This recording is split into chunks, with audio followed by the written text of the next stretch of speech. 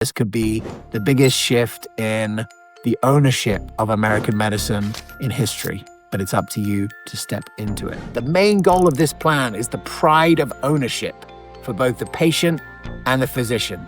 A permanent shift in who has power in American medicine, and all it takes is stepping into leadership in this area. I think this is a big moment because ultimately it creates an incentive for practitioners, clinicians to go out and build the primary care clinics of the future.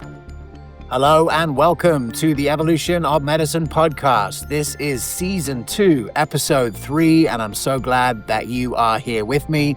I'm your host, James Maskell, and thank you for all of the feedback that we've got from the first 2 episodes. We are consistently looking to make the show better, more interesting, to serve the needs of the practitioners that listen and watch. And so we really appreciate all of the feedback. Keep it coming. Feel free to get in touch, leave a comment. If you could share this with other practitioners that you think need to hear it, we'd love to hear from you. So this week, we are going to be talking about something that is in the news. It was kind of in the news early this summer, but I think it's actually the most important thing that we could talk about with practitioners right now. And it relates to the ownership of primary care in America. Now, I've been involved in this work for a long time. And when I first spoke at a conference to primary care doctors, it was a conference called Heal Thy Practice. And it was in 2010, I think, was the first time I spoke there. And I really didn't know anything about primary care at that point. I'd been really deep in integrative medicine. And I had an opportunity to sit with some of the doctors that weekend, and I learned something really crazy and scary. I heard this following story over and over again. Primary care doctor, busy in practice, gets an offer from a hospital or health system to buy their practice, frustrated with the level of logistics that they have to do to run a primary care practice, and then ultimately selling their practice to the hospital, getting a good paying job, and enjoying that for a number of months. Until suddenly there's a knock on the door from a suit who is coming from the hospital system and saying, hey, doctor, if you don't start sending more patients' referrals to the hematologist or to the urologist, we are going to replace you with a junior doctor because now you're an employee of ours. And that's a really horrifying story because you can see how in a purely corporatized situation, selling the highest margins, highest profit products is incentivized for health systems. But you don't think it's going to work like that until you see that it does.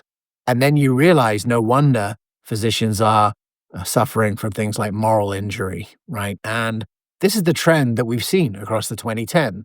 Even though I wrote a book in 2016 called The Evolution of Medicine that was calling practitioners to fall back in love with medicine by starting their own practice, we were definitely going against the grain. The consolidation of medicine, the purchase of primary care clinics, has really led to most primary care clinics being a funnel for 2 things. One, drugs, right? It's been a job of the pharmaceutical industry to make it easier for primary care doctors to prescribe drugs. And then on the other side, to push them to expensive specialists and particularly areas in hospital where you have the most profitable services. So that's typically things like surgery. And so we've seen the growth of that as well. So that's an unfortunate reality. So what are we going to do about it? Who are the bad players in that? Well, we see that insurance has a role, right? If the doctor didn't have to deal with all the insurance issues, it wouldn't be so hard to run your own practice, and you'd probably want to maintain independence, right? All of the crazy rules, the crazy codes, the codes that change, having to employ 2.4 billing people for every clinical person in order to just practice in that way. So that's one. Second is pharma, right? The education of doctors, the buying of the influence of the patients, of the doctors, of the medical journals, so there's the whole pharmaceutical company. And then obviously the systems themselves having to bear some part of the responsibility for that whole equation. So what would it look like, or what would have to happen to create a structure or create a system whereby which the power in the relationship came back to really the only 2 players that matter? There's the patients, obviously, that are the most important, and there's the doctors. I still think that doctors and clinicians and practitioners do play a critical role in the future of medicine and need to be treated as such. So could we see a system that only focused on those 2 things? Now, I've been around the world, in the last 10 years with the evolution of medicine. I've had the opportunity to go to a number of countries around the world and see how they do it. It is commonly accepted around the world, almost everywhere, that the highest quality primary care will get you the best health outcomes overall. How has Singapore been able to become a blue zone in the last 10 years is by really investing in the highest quality primary care. In the UK, you have a situation where you have GPs and it's free at point of service to go and see the GPs. And, ultimately they, have responsibility for their community. And parts of that have worked and part of that haven't worked.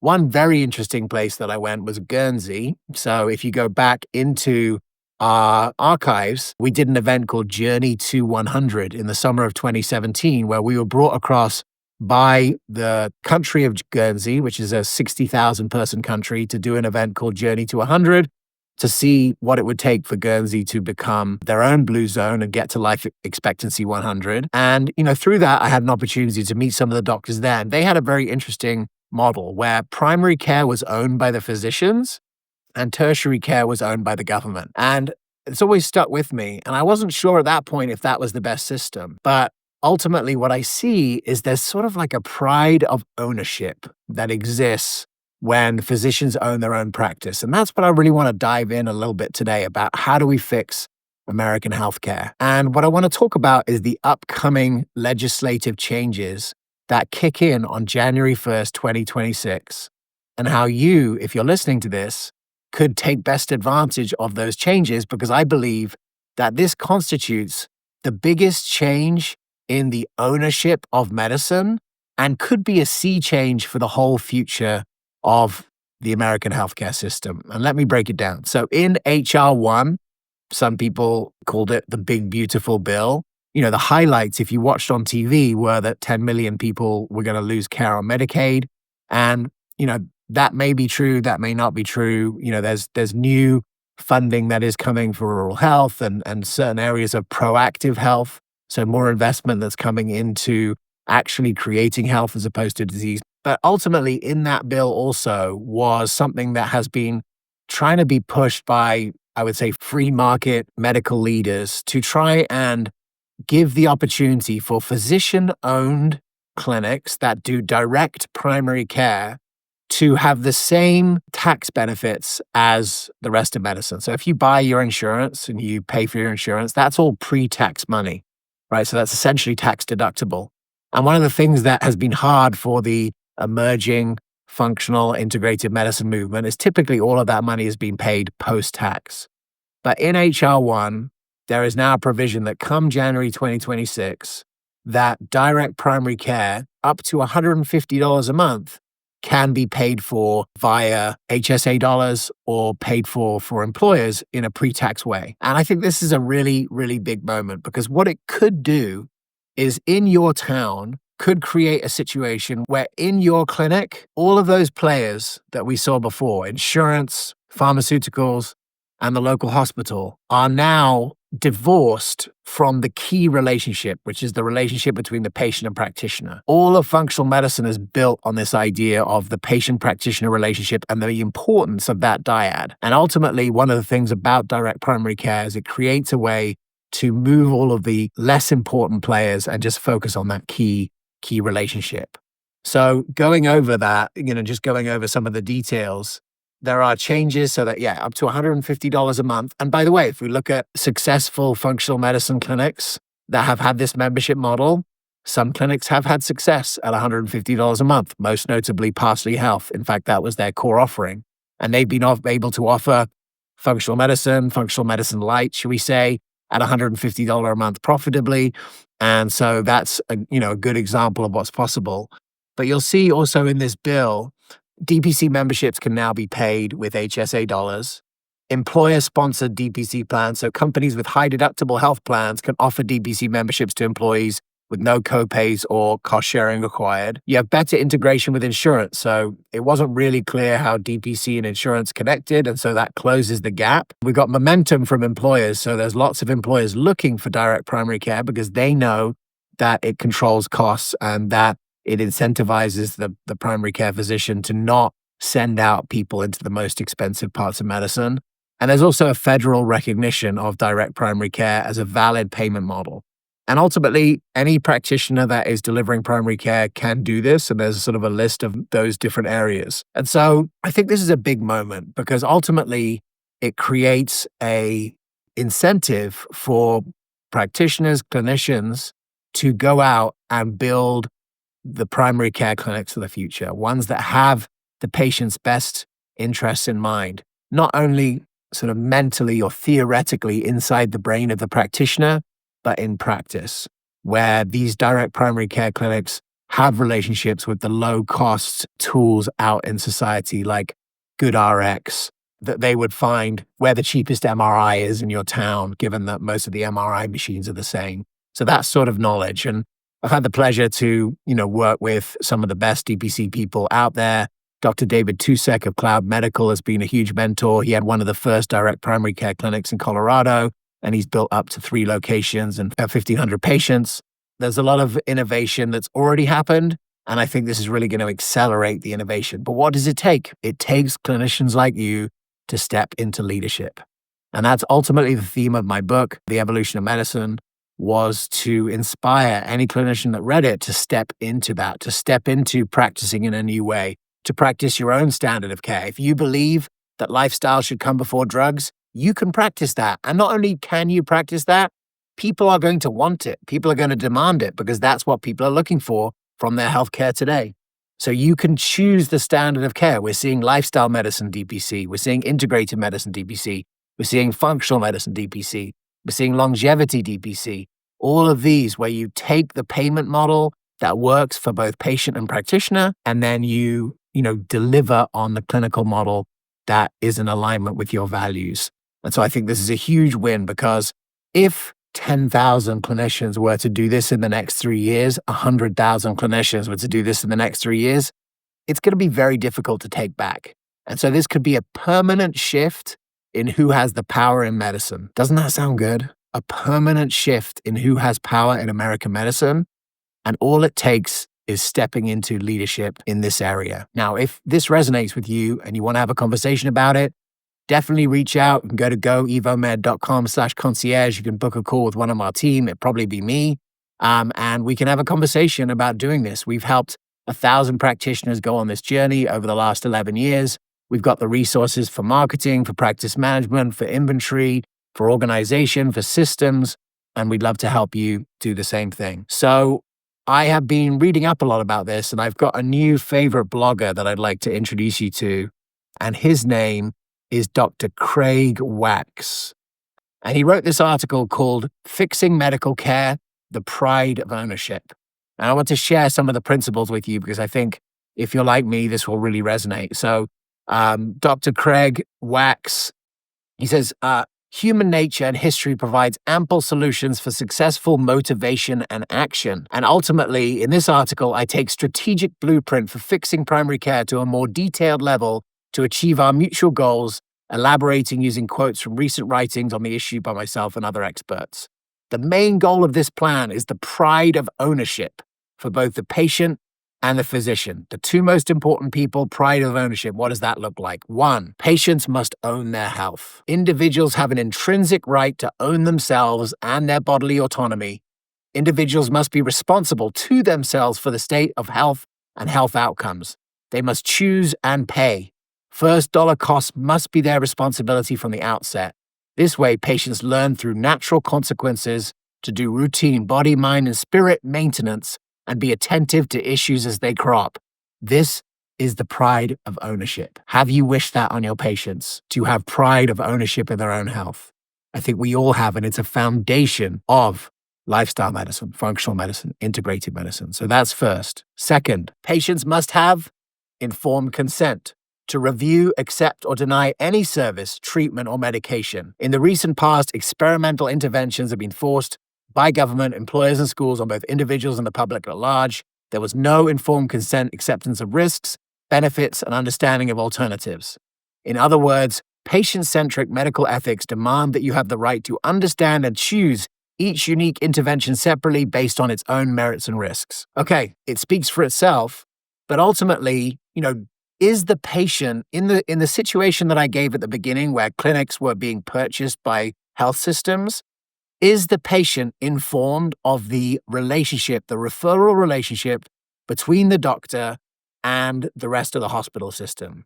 Are they aware of the fact that a part of the reason why they are being recommended into the hematologist is to hit the hematology quota for that month? Because if they're not, that is a violation also of informed consent. Okay, so that's part 2. 3, physicians must own their practice businesses. That's the DPC part. They must be responsible to themselves and patients for ethical, efficient, and effective practice. This too is the pride of ownership. This would restore the patient-physician therapeutic relationship, both parties dealing directly with service and payment, eliminating pirating middlemen and extraneous noise. And he says, quote, solo and small physician practices were increasingly put out of business, and hospitals hired physicians to serve the mighty electronic data masters, government, and third-party payers. Boom. You can see that runs in a line with what we'll be talking about here. 4, cut out the middlemen. Eliminate unnecessary layers that are costly, bloated, and divert focus from the individual patient.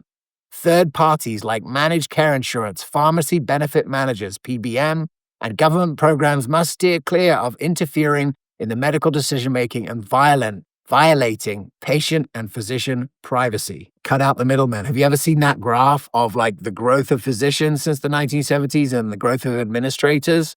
That's what's got us in this mess. We don't need all of those people. We need to cut the fat. And this is a way to be able to do that in a healthy way. 5, the free market offers the most simple solution to issues that challenge our entire healthcare system. And competition brings quality up and prices down by the nature of economics of capitalism and consumerism. If there were 10 direct primary care clinics in your town, you could choose whichever one met your needs. If you really like functional medicine, you can go to that one. If you really like lifestyle medicine, you can go to that one. At the moment, we have nothing. We have no choice. In general, you go to a functional medicine clinic that is paid after tax, or with your insurance, you can go to, these primary care clinics that are connected to the hospital. And that's your choice. So in summary, it is long past time to restore the patient-physician relationship by pride of ownership. 1, acknowledge the intrinsic patient right and responsibility for their own decisions and cost. 2, restore patient-informed consent to every procedure. 3, physicians must own their practice business. 4, cut out the middleman profiteers. And 5, free market competition. I think there's a lot to like about this. And I think that ultimately, I've said since the beginning of the Functional Forum is that we have inside the functional medicine community the solution to chronic disease. And we need to act like it. And it's time to move beyond this sort of inferiority complex where, there's big conventional medicine and little us. Like, ultimately, we're going to showcase throughout this area how we really hold the key to understanding a lot of these chronic conditions. And we'll get into that in our next segment. If this has been useful for you, if you think that I'm right, please share it with someone who can benefit from it. I'd love you to share it with other practitioners and other doctors who may be thinking about starting their own direct primary care business. Starting in January, the clock is ticking to take advantage of this massive change in the law. And this could be the biggest shift in the ownership of American medicine in history. But it's up to you to step into it. All right, so this is the first segment. And ultimately, we're super grateful for our mission partners here at the Evolution of Medicine. I gave you some insight last week into the power of what's happening over at FullScript and the way in which they are making it easy for you to help your patients order labs to compete with the Aura and the Whoop and the Function and the Superpower. That was our main session last week. I did want to talk about another area which I think is underappreciated in FullScript. And the FullScript, one of the innovations they've had is really looking at what is the current state of the patient's health when they come to you. Ultimately, typically, you're probably doing a long intake to understand what drugs are people on, what drugs have they been on consistently, what supplements are they taking now. Have you ever had someone come into the office with a big bag of supplements and say, well, I'm already taking this, doc. How do you think that, what should I keep taking out of this and what new things should I take? Ultimately, that's been a bit of a disaster for most practitioners. And you've probably spoken to other practitioners at conferences who would complain about their patients who walk in with a bag of supplements. But ultimately, how do we deal with that? Well, FullScript has been putting together for the last few years, and maybe you use FullScript and you're not aware of this functionality, but FullScript has been putting together resources and tools to onboard your patient to understand all of those two things. I mentioned earlier that the first conference that I spoke at in 2010 was Heal Thy Practice. Well, one of the other people that I met there was Dr. Jeff Glad, and he's the chief medical officer of FullScript. And back then, he had created something called Mitavin. And Mitavin was a very easy way to understand what drugs led to what nutrient deficiencies. And the medical-induced nutrient deficiency world is a big and growing world out there. And so, that tool and a version of it is now included in the patient onboarding in FullScript. There are other things too. So you can put in the supplements that your patient is currently taking and see what needs your patient has in the future and compare those two so you don't have to throw the baby out with the bathwater. So, ultimately, there's a ton of tools to make it easy for you as a practitioner to onboard patients. And my guess is that if you are a FullScript user, you may just be using it for the delivery of supplements and the reordering of supplements to your patients, but there's a lot more tools that they have. And so we're super excited to have FullScript as a mission partner.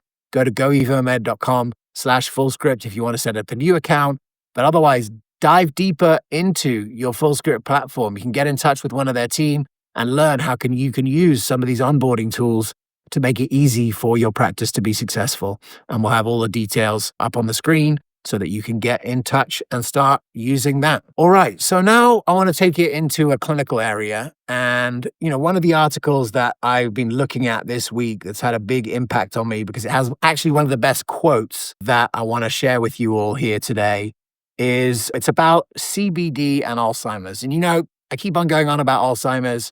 I'm very excited about it because I think it might be the disease category that shows the world the power of a root cause functional medicine approach.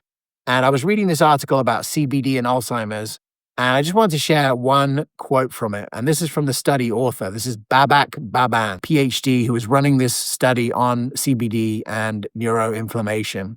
And he says, "We now understand that Alzheimer's is not driven by a single mechanism, but by multiple interacting biological processes, including chronic inflammation. Exploring new therapeutic pathways is essential because it opens up possibilities beyond traditional amyloid or tau-centered strategies and moves us closer to addressing this disease's root causes." Hang on a minute. First of all, you could replace Alzheimer's with almost any chronic condition. We now understand that chronic disease is not driven by a single mechanism, but by multiple interacting biological processes, including chronic inflammation, right? But ultimately, what he says at the beginning is, moves us closer to addressing the disease's root causes. This is a great quote, especially if you've been engaged like I have and like you have in trying to understand the root cause of chronic disease, trying to treat the root cause of chronic disease. There's a lot of good stuff in this article. And I'm actually writing about articles like this and other articles that I find that interesting. In the last couple of weeks, we've had an article on lithium and some of the new shifts in a new form of lithium that is being used for cognitive decline. So you should definitely go and check that out. That is lithium orotate. So if you haven't heard of that, very interesting studies on that and cognitive decline, different from the lithium that you would use for mental health, but not that different. So I think there's some value there. I had my take on this article that I just shared with you on this end. But in honor of that, I wanted to share in Clinical Corner this week a part of one of our most popular forums of all time. So back in 2017, we did a forum on medical cannabis because at that moment, it was quite niche. I lived in Venice Beach, California at that time. I don't know if you have been down there, but in those years when it was medically available, but not generally available, you had all these like cannabis doctors there. And as part of that forum, I had the great honor to interview Dr. Raphael Mechoulam. And Dr. Mechoulam is the godfather of medical cannabis. And ultimately, he passed away a couple of years ago. He passed away in 2023. And, I thought that I would give you the session that we recorded back then because this man has made a massive impact on the industry, and ultimately he has some real wisdom to share. And, what this is sharing in this article is that CBD, which is obviously one of the parts of cannabis can play a massive role is seeming to play a role in reducing neuroinflammation in mice in this study. And ultimately, I think that if you've ever seen the videos online of someone who has really bad Parkinson's or really bad motor issues and then smokes a joint and then can walk normally, you can see that there is some sort of mechanism of action there that's really valuable. And, not to say that this isn't an intervention that should be used with caution, and not to say there aren't some, mental health implications of the overuse of medical cannabis, but ultimately, it is one of the most popular functional forums, and Dr. Mechoulam is a legend, and we're super grateful to have had him on the functional forum. So enjoy the segment. It's about 10 minutes, and you'll hear some wisdom from the great man himself, RIP, Dr. Raphael Mechoulam. So, Doc, what do you see as the role for THC and CBD in the practice of medicine? Both compounds are of extreme interest, but not for the same diseases. I mean, I'm speaking now of the medical side alone. I'm not speaking of the recreational part. And in the medical side, there are diseases, there are disease states that THC is more important than CBD. And there are other disease states where CBD is more important. For example, in autoimmune diseases in which the body attacks itself for various reasons, CBD seems to be much better than THC. For example, in diabetes type 1, it is a disease in which the body attacks the cells that produce insulin. And CBD, cannabidiol, is much more important than THC. In other disease states like trauma, it is apparently THC is more important. So, Doc, what role do you see cannabis playing in upregulating the endocannabinoid system? The endocannabinoid system is of extreme importance. On the health side, there was just a review recently by senior people at NIH, and they wrote that the endocannabinoid system is involved in essentially all human diseases. And that means also in states. And so obviously it's of extreme importance. Now, does it help situations which are not really clinical? Most of us are anxious at some point or another, or slightly depressed at one point or another. These are not clinical situations. These are situations of every day. And chances are that, yes, cannabidiol can affect that.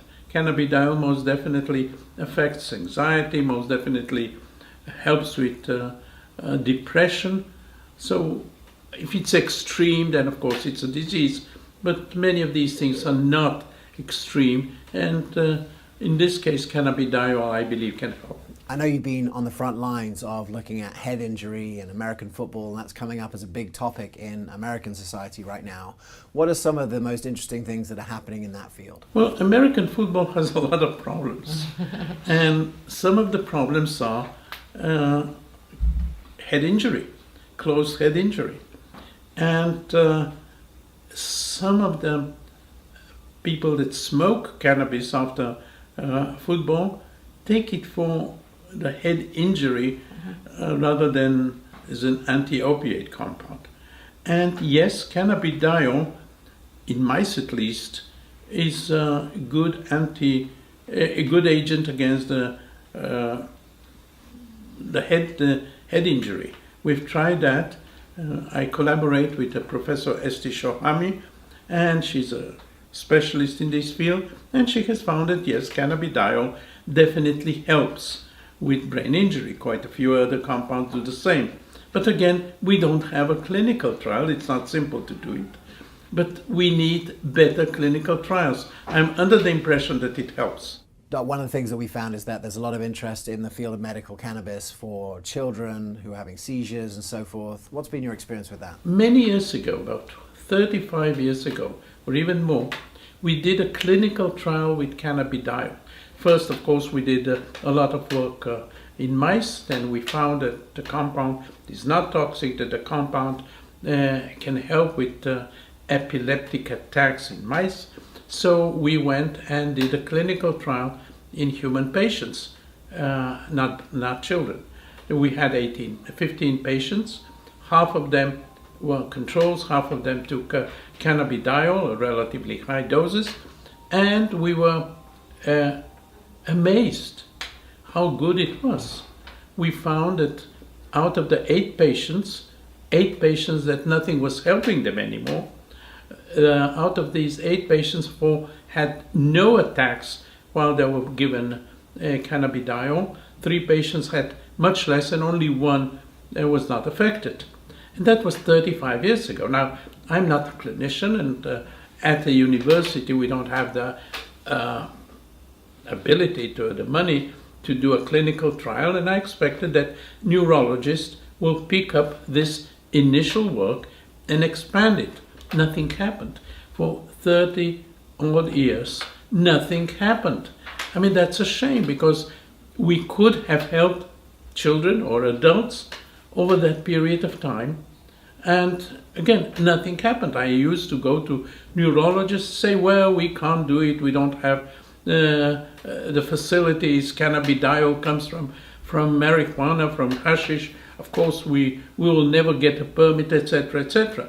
So for 35 years, nothing happened until parents found that it helps their children, and they started giving them cannabis with high levels of cannabidiol, and in many cases, about 60-70% of cases, it helped the children. Now, why did we have to wait for 35 years after an initial clinical trial? Small one, yes, but it showed that it works. Many drugs, many major drugs, started with a small trial. It still doesn't happen with most diseases where we know that cannabidiol helps. We know that patients are using it without having a clinical trial. I don't want to use a strong word, but it's a shame that this has not happened. Doc, where do you get the most hope for change in a medical system, particularly with medical cannabis, that's been slow to adapt? Well, I'm under the impression that things are changing. For many years, there were no clinical trials in the US, major clinical trials, period. Now things are changing. And I believe that there will be clinical trials, particularly with cannabidiol, less so with THC, because THC has its side effects. But there are enough things to do at the moment with cannabidiol itself. We had in Israel a clinical trial with an autoimmune disease, or a kind of autoimmune disease. In some cancer patients, the bone marrow has to be exchanged. And these people get bone marrow from the outside. The body doesn't like it, and it attacks the bone marrow. It's kind of an autoimmune disease, not real, but a kind of autoimmune disease. The bone marrow that has been administered, or that has been put in the body, attacks the body attacks the bone marrow, and the patient is sick, at times very sick. So a clinical group at one of the hospitals in Israel tried high doses of pure cannabidiol. Very high doses, 300-400 milligrams. And yes, it lowered many of the effects of this graft versus host disease. This is a name that people usually use. So it works. It most definitely works. And as a matter of fact, a company has taken it over and is developing it. So here we have something that has clinical trial background, and I hope that we shall see many more. In another field, in schizophrenia, we showed many years ago in a few patients, a very few, 1 or 2, that it helps. In cannabidiol helps in schizophrenia, and a German group did quite a large clinical trial, very well done, published, and it showed that very high doses of cannabidiol, about 800 milligrams a day, or even more, definitely help with schizophrenia. Now, schizophrenia is a serious disease. We have 1% of the population in the world that has schizophrenia. Now, that's a lot of patients. And we need additional drugs, because the drugs available now, they're pretty good, Some of them are excellent, but most of them cause side effects. Cannabidiol causes essentially no side effects. So we need more clinical trials in schizophrenia, but it has been shown that it works. Doc, what are some of the ways that you've seen that cannabis can be used most effectively in medicine at this stage? In Israel, cannabis has to be approved by the Ministry of Health, which is the FDA in this case, and we have 26,000 patients that use cannabis for medical purposes. Most of them use it for pain, not acute pain. If you're going to have your tooth taken out, it's not for that. But it's for constant pain, neuropathic pain, pain that quite a few people have. And it helps. Most out of these 26,000 patients use it for pain, not all of them. And yes, it definitely helps. Again, we need better clinical data. Anxiety is a very complicated situation and very difficult to measure. People use it, it helps, but then again, we need more data. The same is true for depression. We need better depression drugs. The depression of A is not the same as depression in B and C and D. So we need a lot of more clinical data. So I know in the past, Doc, you've been maybe a little bit critical of the use of cannabis for recreation. Can you clarify some of your thoughts on that? Well, I've not been critical. I just state that the medical use and the recreational use should be separate. The medical use should be based on medical data, and it should be advanced as modern drugs are advanced through animal trials, through clinical trials, to everything that the new drug needs. The recreational use is a social issue. If the population of a certain state, certain country, wants to have cannabis open to everybody or to most people after a certain age, then that's fine. But it's a social issue. It has to be decided on a different background. Our population decided centuries ago that tobacco is fine. Although now we know that tobacco is a toxic agent, but it's a social issue. The society has decided it's okay. You can use it if you wish. The same is true for cannabis. You can use it if you wish, if the population of a certain state, country decides so. It's a social issue. All right. Well, I hope you enjoyed that. And ultimately, we are grateful to both historical content, legends in the field like Dr. Machulam, and also our mission partners for making it easy for us to build the future. In that article and in the blog that I was writing, it was for TrueNeura. And TrueNeura is a project that I've been supporting Dr. Christine Burke with. Dr. Burke is one of the leaders in cognitive decline. And, ultimately, there is going to be a huge increase in demand for a precision medicine approach for cognitive decline in the next 6 months. And that's because of the new study that is coming out, which is the first placebo-controlled study of the methodology of reversing cognitive decline. Dr. Burke was one of the trial sites. The lead investigator is Dr. Kat Toops. She spoke at IFM and IMMH about the outcomes. And I think it's going to be a big win for the functional medicine industry because it's going to show for the first time a placebo-controlled intervention. It's very difficult to do a placebo-controlled study in functional medicine because of the multimodal approach, but they've done it. And the outcomes will be coming out, we hope, pre-print in December, and then the printing in April. Now is the time to build a brain program in your practice. And if you want to get in touch, go to goevomed.com/TrueNeura. You can get yourself a demo, find out more about it. TrueNeura and Dr. Burke and that organization is going above and beyond to make it easy for practitioners to stand up a practice, build a brain program, market that brain program, organize that brain program. We had a session actually just a couple of weeks ago with Uli, who I mentioned last week, talking about how to organize your brain practice and sort of appear first in AI search. And so, ultimately, we've got all the tools that you need to be successful. And to that, if you are looking to stand up a new program, but the idea of it fills you with dread because you know how hard it was to stand up your practice right now, we're really grateful to our friends at Freedom Practice Coaching. They are leading the way in making it easy for clinics to add new programs like a brain program and to make it easy for you to be successful in practice. So go to goevomed.com/FPC. You can take the scalability assessment. We're starting to see a lot of doctors who have taken that, getting incredible insights.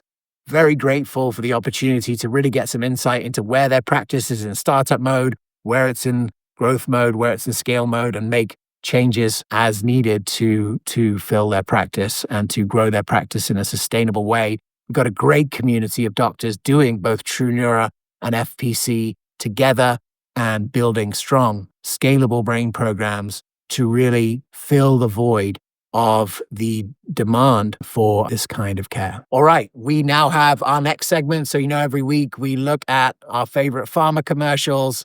I've got one for you. I don't know if you've ever used it, prescribed it, or otherwise, but Skyrizi, it's a great name. We are going to dive into that because there were some things about the Skyrizi commercial that caught my eye. So check out the Skyrizi commercial. Enjoy. Do you know how much these drugs actually cost? Do you know what Medicare and Medicaid and all these commercial insurance is paying for these drugs? All right, so let's see if Skyrizi lives up to the billing. Here we go.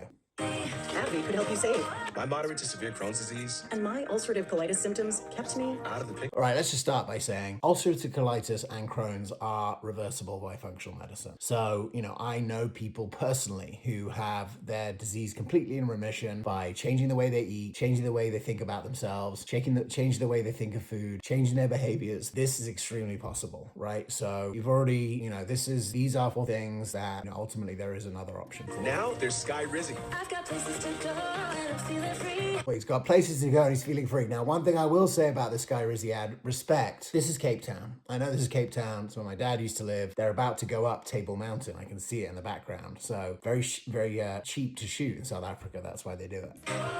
Okay. My symptoms means everything to me. Control of my symptoms makes everything to me. Not everything, because otherwise you'd eat a carnivore diet for a while and see if your ulcerative colitis went away, or you wouldn't eat junk. Let's see what he's eating in a minute. Okay, they got the photo on top of that. Okay, now we're doing, are we in America or are we in South Africa? Because that looked a bit more like America. Let's see. For ulcerative colitis, fewer bowel movements and less bleeding were observed in as early as 4 weeks. Okay. Skyrizi is proven to help deliver remission and help visibly improve damage of the intestinal lining at 12 weeks and 1 year. Don't use if allergic. Serious allergic reactions, increased infections, or lower ability to fight them may occur. Yeah, you're basically turning off the immune system. So, you have an autoimmune condition, you're turning off the immune system, there's going to be some downsides.